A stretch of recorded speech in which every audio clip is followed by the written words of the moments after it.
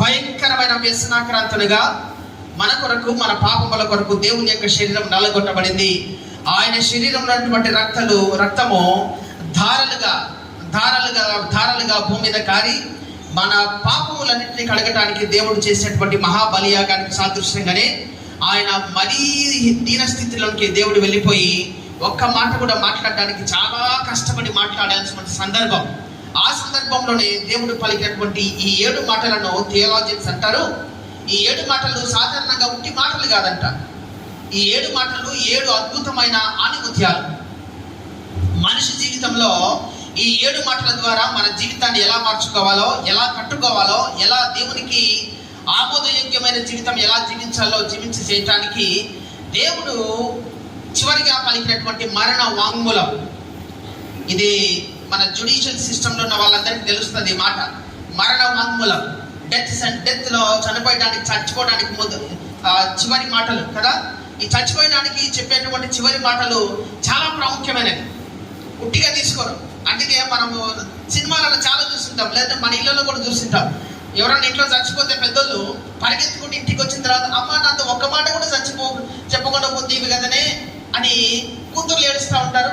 ఒకవేళ తండ్రి చనిపోతే కుమారుడు వచ్చి ఏమొచ్చి ఏడుస్తాడు, నాయన నాతో ఒక్క మాట కూడా చెప్పకుండా చచ్చిపోతీవి కదరా అని ఏడుస్తాడు. చచ్చిపోయేటప్పుడు చెప్పి చచ్చిపోతారా?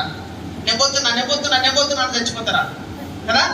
కూతురు వచ్చి ఏమేడుస్తుంది తల్లి దగ్గరికి వచ్చి, అమ్మా నాతో ఒక్క మాట కూడా చెప్పకుండా చచ్చిపోతీ కదా. ఏం చెప్పాలంట?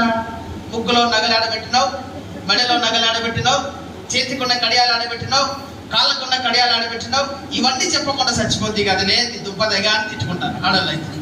అదే మగవాళ్ళు అయితే ఏమైనా ఆస్తిపాస్తులు దాచిన పట్టా పేపర్లు ఆడబెట్టినావు చెప్పకుండా చచ్చిపోతీ కదరా ముసలోడా అని వాళ్ళు బాధపడతారు.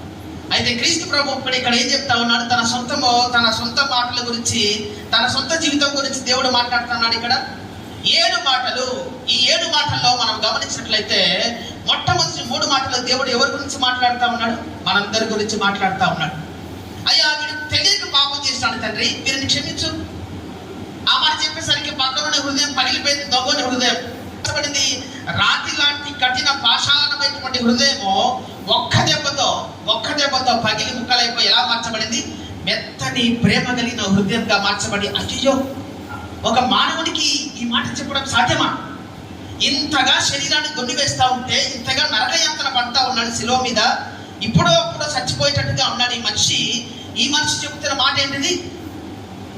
వీరు తెలియక అపరాధాలు చేస్తున్నారు ప్రభువా, వీరిని క్షమించు అని క్షమాపణ అనేటువంటి మాటను మనకు బోధకుడా, మా టీచర్, నా గురువా, నాకు నేర్పేవాడా, నాకు జ్ఞానాన్ని నింపేవాడా అని యేసుక్రీస్తు ప్రభును బోధకుడా అని సంబోధించారు.